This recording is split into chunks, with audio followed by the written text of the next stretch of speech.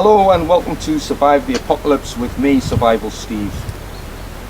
If during the apocalypse you don't have access to your favourite 4x4 vehicle, or it's run out of fuel, then don't despair. It's not the end of the world because there are other forms of transport available. The first is on foot, and the second, if you've got one available, is by bicycle. And in this video we will be looking at the mountain bike as a form of transport in a survival situation. We will also look at some clothing and equipment, and also some basic maintenance and repairs too. Speaking of which, this bike has got a flat tyre and it needs a tyre change. So let's get into it. This is not Survive the Afternoon, this is Survive the Apocalypse. And on that note, it may be of great benefit to have access to a form of transport to offer logistical support and assistance to any journey or task undertaken on a bicycle. Some of these tasks may include security patrols and perimeter checks to safeguard your property and your community. We may also use the bike to look further afield for key resources such as water, food and fuel. We may also use the bike to approach silently towards hostile people and gauge their activities and intent. And we could use the bike as part of our bug out strategy. We also have to consider that during an emergency, the roads may not be entirely usable to motor transport. But having said that, let's have a closer look at the vehicle behind me. The vehicle behind me is a Land Rover Defender. It has four-wheel drive and off-road capability to assist with drop-off and pick-up tasks, and to enable the rider and his bike to get closer to the scene of operations, or to offer mutual or logistical support in the event of a problem or a breakdown. The vehicle has a large roof rack fitted where we can secure bikes and equipment. We can carry additional bikes on this bike carrier, which is secured to the spare tyre of the vehicle at the rear. On it we can see a range of spare bike tyres along with a track pump to inflate them. The bike is fitted and secured to a bike stand where we can conduct cleaning and maintenance tasks. In the vehicle we can carry a range of spare parts and bike maintenance tools. And we can also carry a bucket of soapy water along with a range of lubricants and oils to clean and protect, to keep our bike serviceable and on the road. This bike has got front and rear suspension. It's got strong wheels and grippy tyres to provide traction in arduous terrain. It's possible to travel between approximately 20 and 40 miles per day, depending of course upon the fitness and the ability of the rider, the weather conditions encountered, and of course the terrain. Some maintenance issues we can expect include punctures, a snap chain, and gears or brakes that require adjustment. A bike repair kit and a bicycle pump is therefore essential. A bike can be an excellent asset in a doomsday scenario, but it is vital that we treat it with care and consider what is termed mechanical sympathy when riding, because we could be many miles away from assistance. Regular cleaning and maintenance is therefore also essential. And on that note, let's take some time out to conduct some essential maintenance. In terms of maintenance, think along the lines of A, B and C. Air, brakes and chain. Air goes in the tyre and the tyre should be fully inflated. There should be sufficient tread and it should be securely attached and damage free. The wheel itself should run freely without rubbing against the brakes.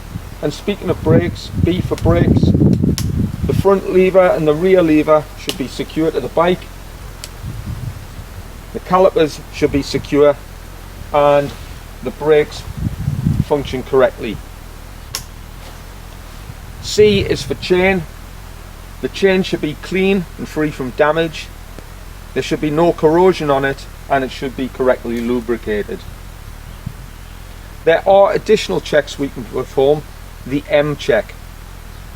I'll be providing a link to this in the description, but some items on the M check include the handlebar and headset security, and the seat post is correctly fastened, as are the wheels fastened to the bike. Any other additional items on the bike should also be correctly secured, such as the water bottle cage, bags and mud guards.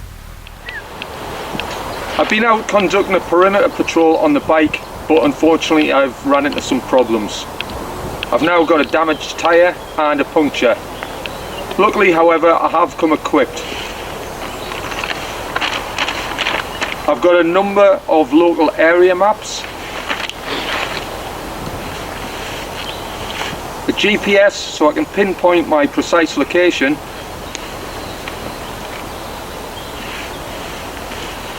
and a fully charged mobile phone so I can get in touch with my logistical support crew who can come to my assistance. Luckily for me, they've arrived, but let's see if they've got a cup of tea and a sticky bun.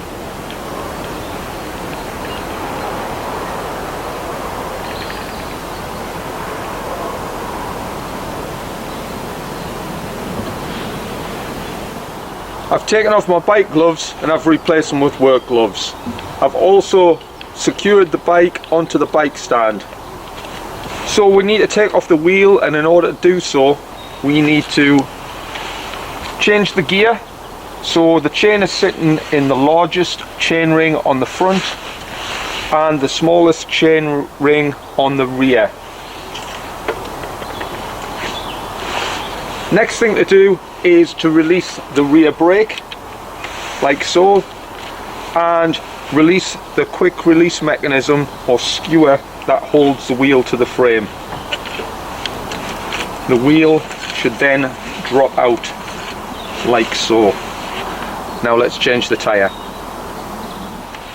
So we've managed to take the wheel off, and in order to take the tyre off, what we need to do is first assemble the appropriate tools. We've got tyre levers, generally come in packs of 2 or 3. I recommend the metal ones because they don't break, unlike the plastic variety which have got a tendency to snap. Next thing to do is loosen off the inner tube valve cap. Put it somewhere safe, we might need that. And then once we've located the valve, turn it 180 degrees. There's the valve, and take a tyre lever, hook it under and secure it to a spoke. Next stage is to take another lever, locate the next spoke along, hook it under and secure it. And with your third lever, locate the next spoke here and repeat the process. You may find, just as it's happened there, a lever will fall, but that's okay. We can basically just use one lever to either scoop out the tyre like so until we're in this position. We can see that half the tyre is still attached to the wheel, but this should simply pull out with some force,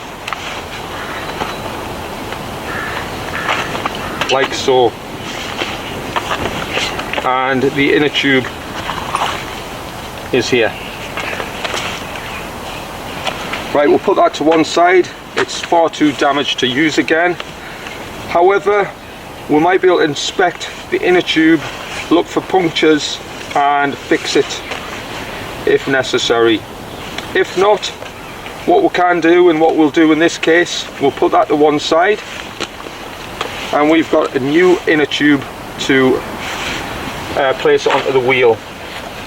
While the wheel's off, however, have a quick inspection for any obvious damage and give it a clean if necessary.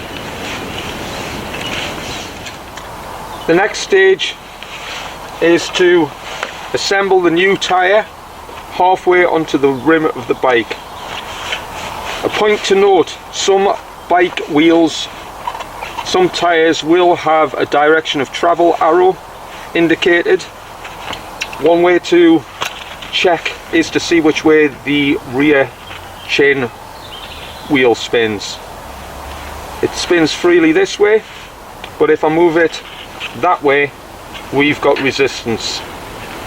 That's the direction of travel, so make sure those marry up. So what I tend to do is insert the rim of the tyre halfway onto the bike, and with some tyres, when they're new, they do require a little bit of force and potentially the use of a tyre lever. So we can see that's halfway and secured. Next thing to do is locate the inner tube, make sure it's the correct size. Locate the valve.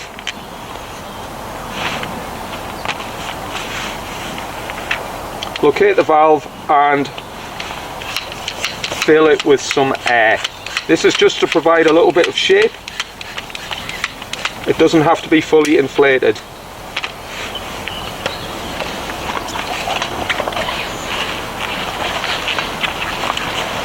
The next stage is to locate the valve into the hole in the wheel, like so, and maneuver the inner tube into the tyre. Make sure there's no kinks.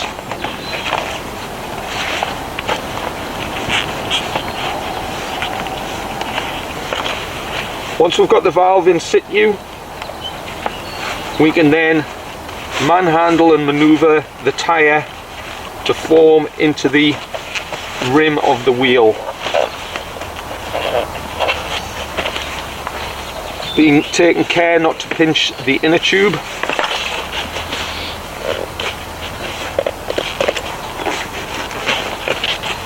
And we want to finish our procedure 180 degrees away from the valve.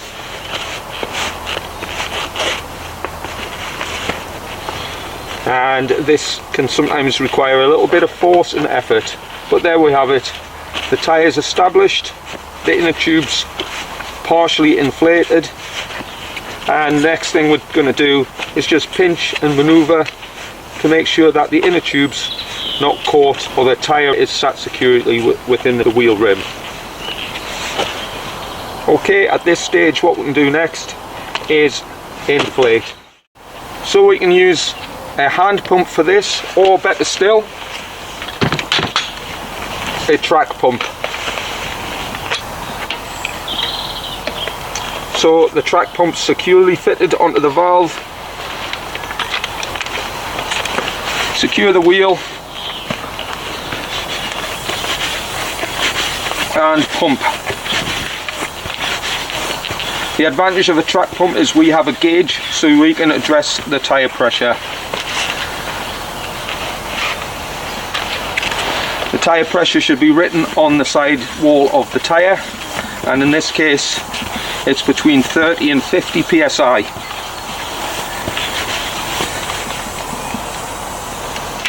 Once we're at the required pressure, we'll just have a final check to make sure that the wheel and the tyre is in alignment.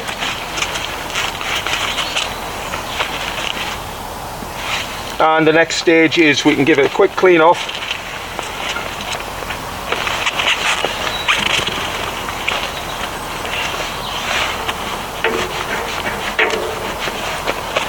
Check that the cassette is firmly attached.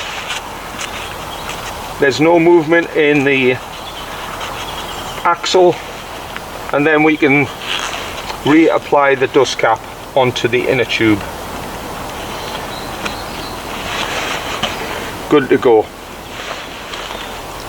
So we're ready to attach the wheel back onto the bike, but in order to do so we sometimes have to release some of the air out of the tyre in order for it to fit past the brake blocks. So in order to do that, we'll use the hook on the tyre lever, insert it into the valve to release some of the air. When the tyre is soft enough, we can then manoeuvre it by the brake blocks. Make sure the chain is seated above the lowest sprocket on the cassette, which can be tricky, and insert the axle into the frame mounts. When we've got to that position, we can start to tighten it up.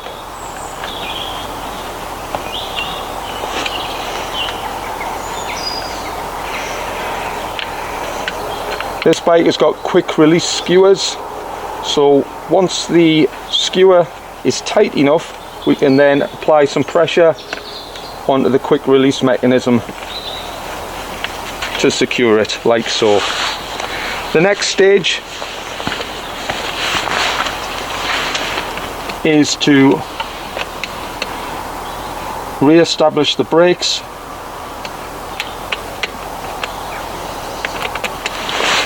and secure the chain back to the largest chain ring on the front. A quick test.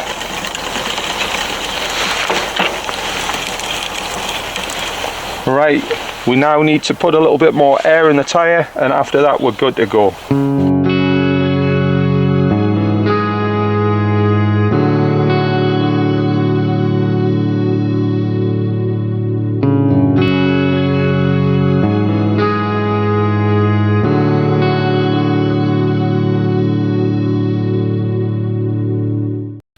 Well, it looks like I've been caught with my trousers down, but that brings me on nicely to the subject of clothing.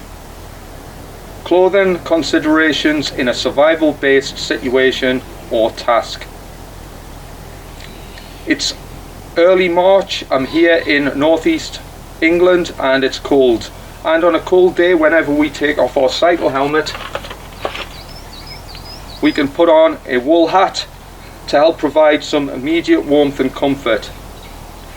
In terms of clothing, I'm wearing a quick drying polyester base layer. This can wick moisture and perspiration and can help regulate body temperature. On my bottom half, I'm wearing padded cycling trousers. These are essential when cycling because without them it can be a real pain in the ass. It's cold, so let's get dressed. The first item is this lightweight fleece jumper. It's quick drying, it's comfortable, and it'll provide some insulation. It's also got a long zip which can help to regulate temperature and prevent overheating. On my bottom half, I'm going to slip into a classic pair of Ron Hill Tracksters. Again, made of polyester, they're quick drying, they're lightweight and comfortable. They're a snug fit, so loose material doesn't get caught in the chain. An alternative is padded cycling trousers. These have got the added feature of reflective panels.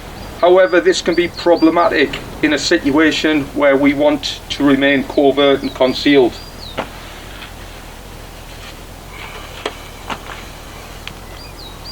For additional warmth, as part of my layering system, I'm going to wear a fleece jacket. This fleece jacket is in a neutral colour, so it will blend in with nature. It's got plenty of pockets and a long zip for ventilation. It also has a hood to provide additional warmth.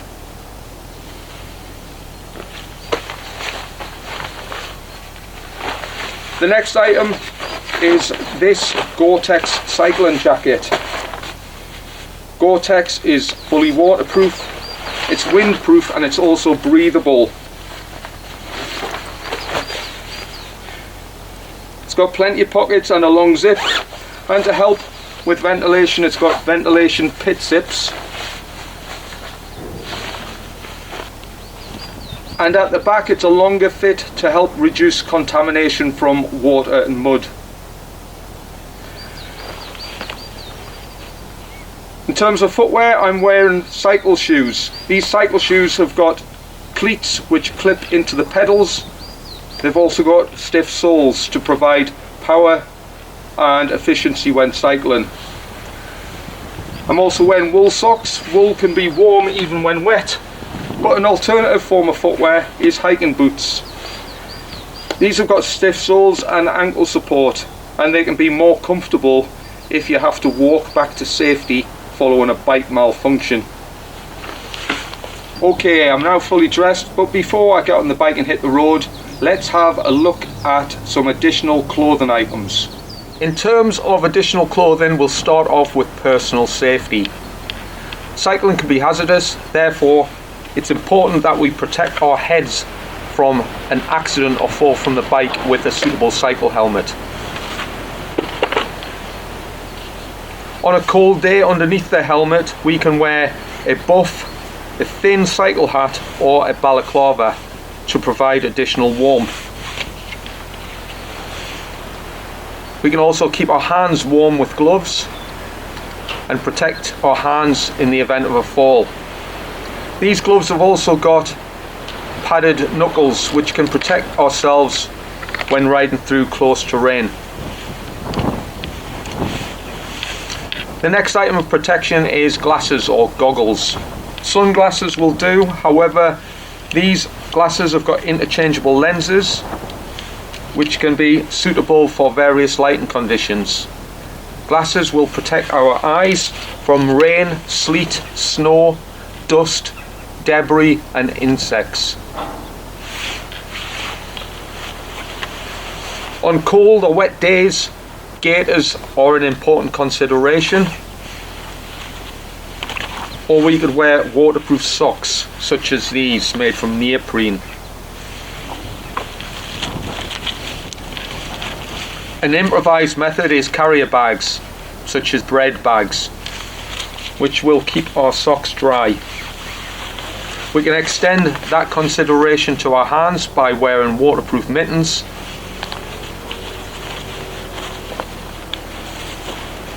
And on cold days we can consider ski gloves. Ski gloves can be a little problematic when your hands are wet. So one top tip is to obtain the plastic disposable gloves from a garage forecourt. And we can easily slide wet hands in and out of our ski gloves. Regardless of which option you go for, I would definitely recommend a spare pair of socks and a spare pair of gloves. We can carry this in a rucksack along with a spare additional item of clothing such as this small gilet. It takes up very little space. You may notice I'm wearing a different jacket. This jacket is a Montane fibre pile smock. It comes with a detachable hood and it has ventilation zips on the side to help regulate body temperature. It's very warm and it's windproof, but it's not waterproof, so therefore I would recommend a waterproof jacket and also waterproof trousers such as these. The last item is footwear. We've looked at cycle shoes, we've looked at hiking boots as an alternative, but failing that we could always wear trainers or trail shoes, providing that we tuck away the laces or tape them up to protect them from getting snagged in the chain. We've looked at some additional clothing. Now let's have a look at some equipment. In this segment we'll be looking at equipment, and the equipment I'm presenting today I'm carrying in this rucksack. This is the Low Alpine Edge XL, which is a 22 litre container which features several external pockets and equipment storage loops where we can attach items such as a cycle helmet. To keep the contents waterproof, I use a waterproof insertion bag together with a waterproof rucksack cover. The contents include the clothing items featured here, an insulated jacket, waterproof mittens, a spare hat, spare gloves and spare socks. And I can help to keep my feet dry with these bread bags. The equipment I'm demonstrating covers several of the survival essentials, including food, and I have a bag here of high energy food, and water. This bottle is a water to go bottle. It comes with a charcoal filter, rendering water safe to drink, so I can collect and consume water safely on the go. Navigation is another survival essential. I have a number of local area maps which I keep in a waterproof map case, along with a GPS global positioning system with spare batteries. I also carry a compass which has a signalling mirror. I carry that complete with a pen and notebook. Another item that can be helpful for navigation and also observation tasks is mini binoculars. We can use these to help look ahead for signs of danger prior to entering. I have a means of communication with a mobile phone, along with a power bank and the cable, which I carry separately in a plastic waterproof bag. I have first aid equipment in this small but comprehensive first aid kit, along with chamois cream. Chamois cream is a helpful addition for cycling, especially over distance, as it protects vulnerable and sensitive areas of the skin from irritations. The next item is cordage. This cordage is thick and strong. I can use it for shelter construction and various other survival tasks, but I can also use this in the event of a bike malfunction to help tow another cyclist, or with care to be towed by a form of motor transport. Other survival items include this Mora knife. It's very lightweight, but it's also very sharp. A great tool for survival situations, and it can also be used for self-defense purposes. To help procure firewood or wood for construction tasks, I have a small wire saw. I also have a survival bag which is brightly coloured and can be used as an air marker panel. And I can also protect myself from the elements with this emergency poncho. I have a small survival tin, lip balm, waterproof matches and an emergency whistle. I also have a selection of zip ties which can be used to repair items of clothing, to repair a rucksack or other forms of equipment, or conduct repairs on a bike. Another survival item I would recommend is some sort of cooking vessel which I can use to boil water, rendering it safe to drink. I have a head torch which is essential for any task at night time. And finally, a multi-tool. This is a Leatherman, which is an excellent survival tool, and it can also help with repairs to the bike. But we're not done yet. I have a number of other items of equipment which I keep stored on the bike. So let's have a look. This bike is a Kona Kahuna full suspension mountain bike. It is over 15 years old and it was originally blue and white. But as we can see, it has since been spray painted black and green to help blend in when out in nature. The bike has a water bottle and a repair kit which contains puncture repair items, maintenance tools and a spare inner tube.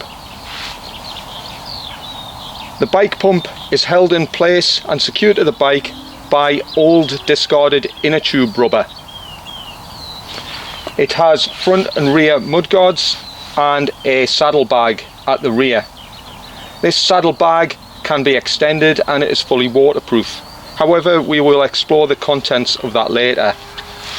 We can also see at the front is an additional storage bag, and we'll have a look at the contents of that now. The pouch itself at the front is a useful place to carry a helmet when not in use, and as you may be able to tell, it's an old waist pouch or bum bag which I have modified and attached securely by means of Velcro straps to the handlebars. Let's have a look inside. The first item is bike lights, front and rear, which I carry in the pouch when not in use so I don't inadvertently give my position away. An additional item of visibility is these Velcro high-vis straps, which can be fastened either to my ankles or to my wrists or to the bike. Another item of visibility is this brightly coloured old cloth. This bright colour can help to identify us in an emergency. I also use it to protect and safeguard this bottle of oil, which is used for lubrication and to prevent rust. I carry some spare parts. I have a brake cable and a gear cable, in addition to a small number of links to fix the chain. Speaking of repairs, don't discard your old bike inner tube. It's very flammable and it can be used for fire lighting purposes. However, it produces a toxic smoke. I have a number of high calorie food items which I can eat on the move. And the last item is a bike chain, which I can use to safeguard my bike from theft, or I can use it to deter an aggressor as a self-defense weapon. So that's the contents of the front pouch. Let's have a look at the rear pouch. This rear pouch is fastened to the seat post. It's waterproof and it's extendable. It can be used to store a number of items, but in my case I'm carrying a number of items to help with camouflage and concealment. The first item is a poncho. This is disruptive pattern material and it can help to be worn as an item of clothing, as an emergency shelter, or to conceal the bike.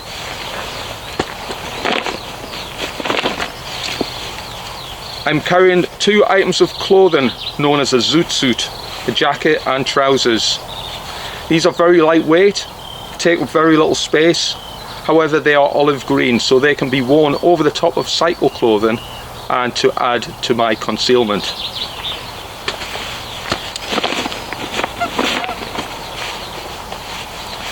I have a camouflage balaclava, a camouflage shemag or headscarf, and I also have a camouflage helmet cover. So now I have an observation and security patrol to conduct, so it's time to get changed into something less conspicuous.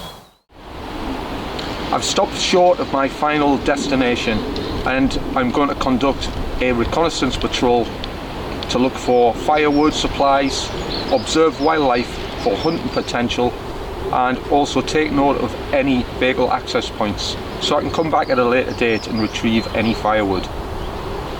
As I'm venturing into a new and unknown area and I don't know who or what I may encounter, I'm going to safeguard myself by remaining quiet and out of sight. As my cycle clothing will stick out in this environment, I'm also going to conceal myself as best as possible. But before I get dressed, I've also found a location behind me where I can conceal the bike, so I'll do that now.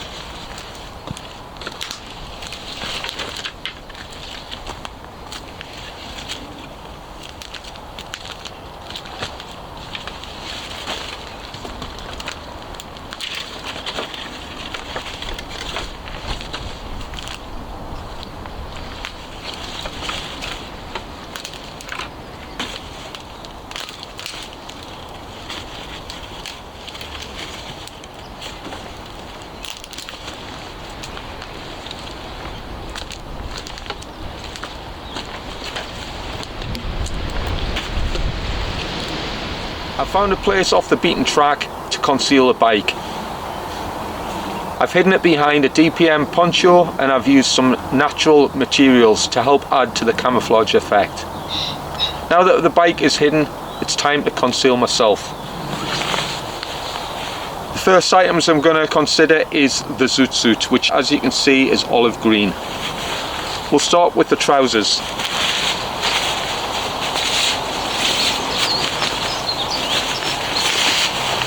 The trousers have got Velcro fasteners at the ankle and they're designed to put over the top of boots or footwear. It has an elasticated waist.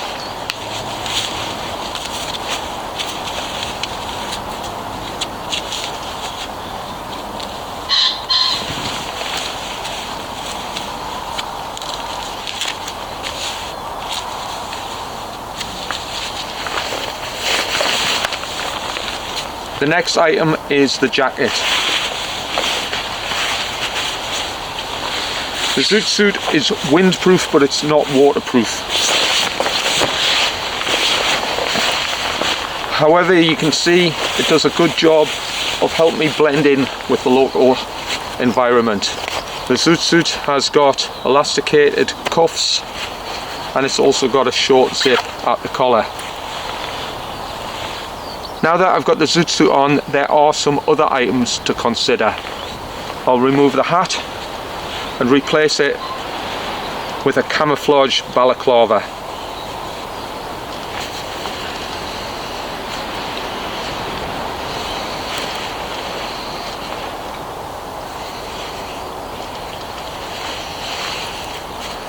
The balaclava helps to conceal my head, my face and my neck.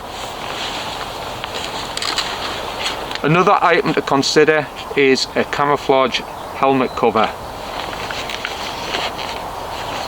As you can tell, the helmet cover helps to break up my profile. However, it's not necessary when conducting a foot patrol, so I'm going to consider and wear a shamag instead. This shamag can be worn as an item of clothing or it can be used to cover items of equipment such as a rucksack. For the task I'm going to conduct, I'm going to wear this like a sniper veil over my head.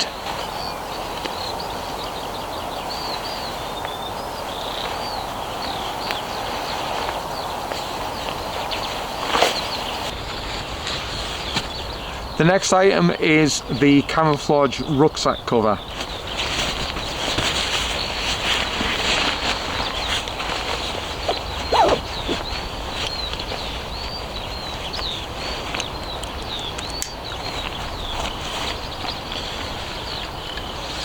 And finally, the last area to conceal is my hands.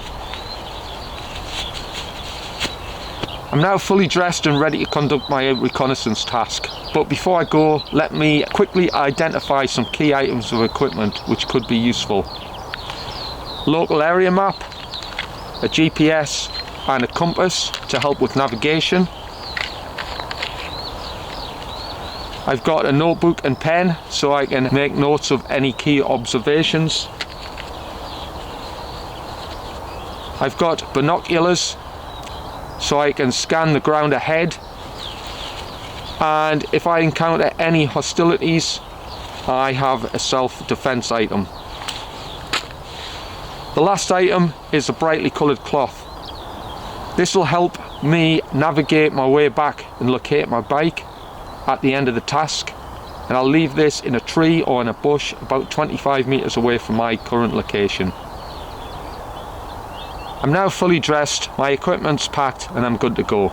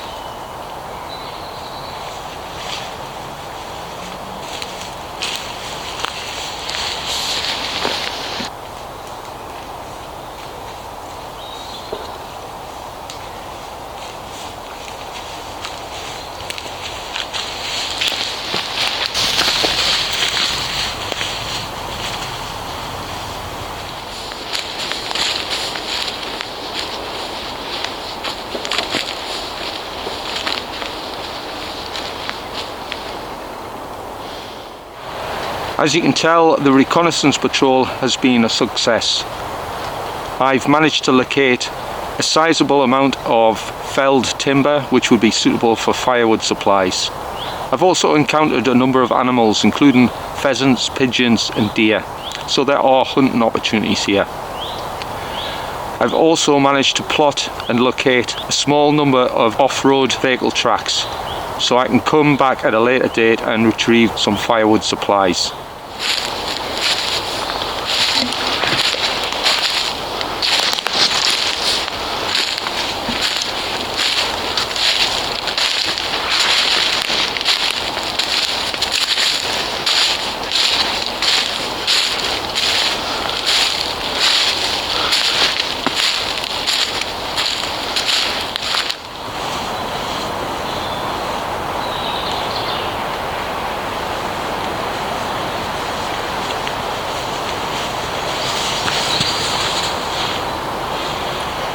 Oh, I nearly forgot.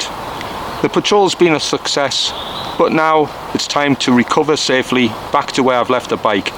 And I've got just enough time to pedal off into the sunset. Thanks for joining me.